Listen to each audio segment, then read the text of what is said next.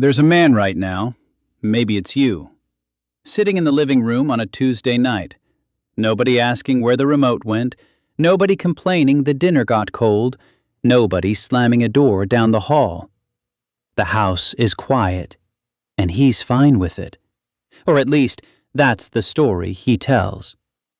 Today we're going deep into the psychology of the man who lives alone, what his life actually looks like, how he got there, and whether he's genuinely at peace or performing peace so well that even he can't tell the difference anymore. Start with a number that'll surprise you. According to the U.S. Census Bureau, more than 1 in 4 American households now consist of a single person living alone. A few decades ago, that figure was a fraction of what it is today, and when you break it down, a huge share of the people entering solo living in midlife are men, and most aren't elderly widowers. They're between 30 and 60. Men in the thick of their working lives, money in the bank, an apartment entirely their own. The question almost nobody asks is, what's it actually like inside that life? From the outside, it looks simple. He wakes when he wants. The coffee's made exactly how he likes it because there's nobody to negotiate with.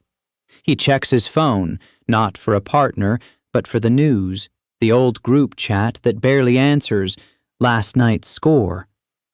Dinner happens whenever he decides. 6 o'clock, 10 o'clock, no schedule he didn't build himself. And here's where most people get it badly wrong. They look at this man and see someone missing something. But a lot of these guys aren't wondering where their life went.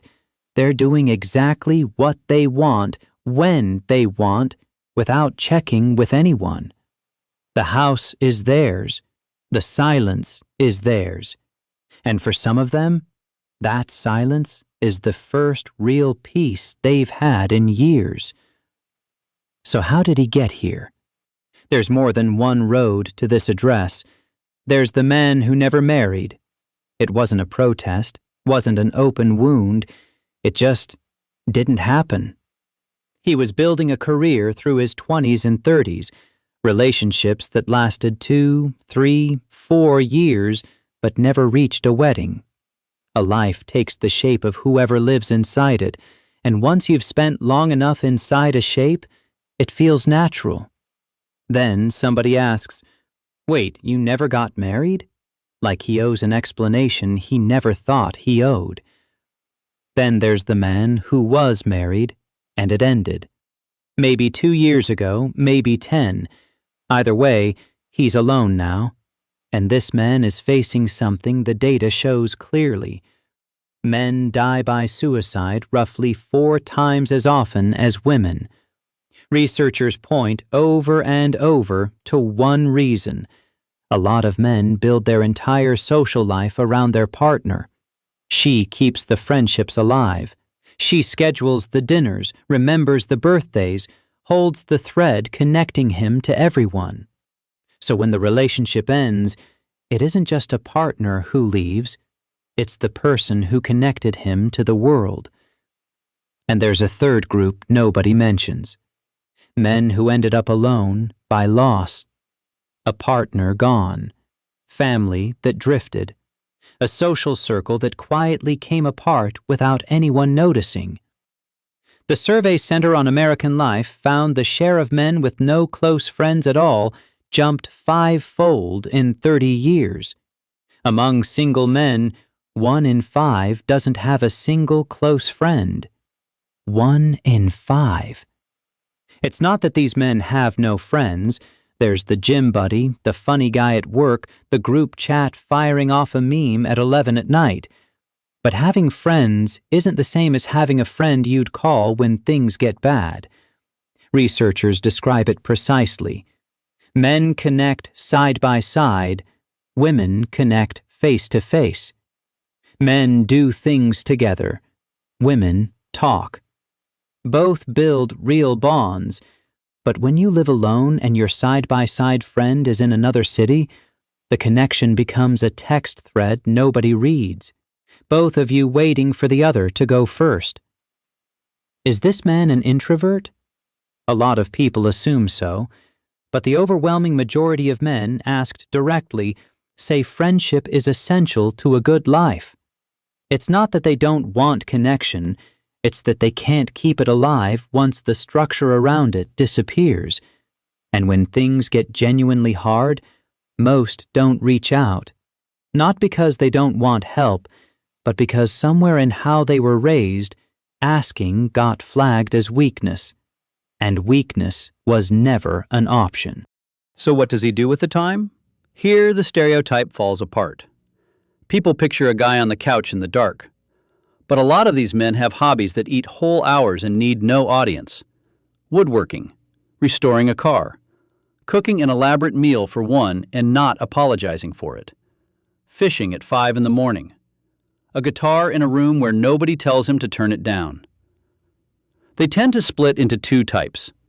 There's the guy who fills every waking hour with something, work, project, exercise, because sitting still makes him uneasy, like the silence is dangerous. And there's the guy who sits with the silence like an old friend. Both are managing the same thing, a life with no accountability partner, nobody asking what he's doing today. For some men, that freedom is the whole point. For others, it's the thing slowly pulling the fabric apart. Does he love living alone or hate it? For most, the honest answer is both. On a good Saturday, place clean, a game on, nothing better. He's king of a kingdom built for one. No fight over the thermostat, no judgment if he eats whatever he wants. On those days, he wouldn't trade it. But there's the other side, the side he doesn't post. A test result that came back a little concerning and nobody in the waiting room. A birthday that went by without a single call. The moment before sleep when the house makes a noise and there's nobody to ask, "Did you hear that too?" This is where the difference between being alone and feeling alone shows up with total clarity. In 2023, the World Health Organization classified loneliness as an urgent threat to public health. They point to studies suggesting a lack of social connection can carry a mortality risk comparable to smoking up to 15 cigarettes a day, on top of raising the risk of heart disease, depression, cognitive decline, and early death. And the most unsettling part, male loneliness doesn't look like loneliness from the outside. It looks like a busy guy, a guy who's got it handled, who has plans, who doesn't need anyone. Push a little, and he'll change the subject, say something about last night's game, and you'll walk away thinking he's doing great.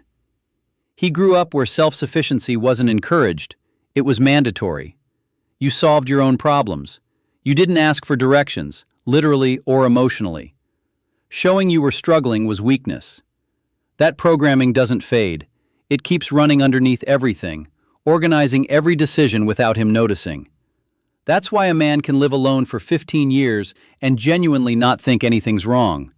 And why, when something actually is wrong, when the silence stops feeling like freedom and starts feeling like a cage, he still doesn't pick up the phone. Not because he doesn't want help, but because asking was never taught as a skill. It was taught as surrender. That's what defines this man. He isn't broken. He was built, assembled a specific way, by a culture that rewarded the man who needed nothing and punished the one who admitted he did. He fixes the leaking faucet, grills his own dinner, goes weeks without a real conversation, and calls it freedom. Maybe it is. But freedom without connection has an expiration date.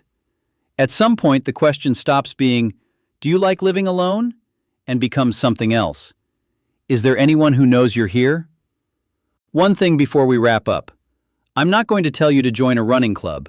That's not your speed, and we both know it. But call the guy you haven't talked to in a couple of years.